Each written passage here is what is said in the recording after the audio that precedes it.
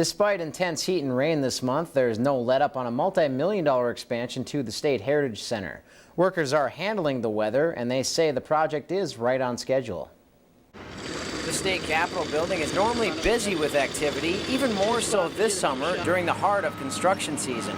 The heat last week was a killer, we're just lucky nobody, got hurt by it, but then we come back today and have 2 inches with water laying around, so it's a struggle between the heat and the water, but so far so good. Contractors are knocking out one wall as they pour the foundation for the Heritage Center expansion.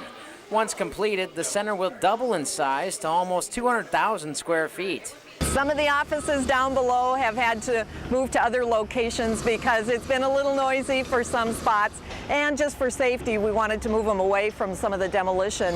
The project isn't completely paid for just yet.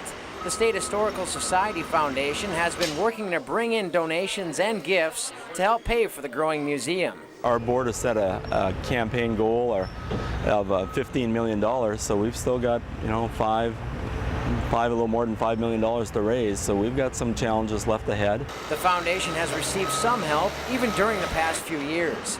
During the 2009 legislative session, state lawmakers approved nearly $40 million for the project, which will cover construction. And probably the next major thing that you'll see is the floor going on, and that's going to be a lot of concrete work. So it's going to be fun to just watch all these major things happening. This is a structural concrete floor, so once we get up, it's called a pan slab. There's a lot of rebar in here. The total rebar in the job is 500 ton between the walls and the floor.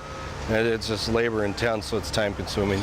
Berg says the Heritage Center has a huge gap to fill with its exhibits. The history of the center stops right around the 1940s. We are going to include the last 7 decades of North Dakota history that we were out of space in the main gallery. So now we can bring the story up to present day and have room to continue the story into the future. In the meantime, Berg says they'll have to get used to the noise and the mess, while they look forward to a new museum in 2014.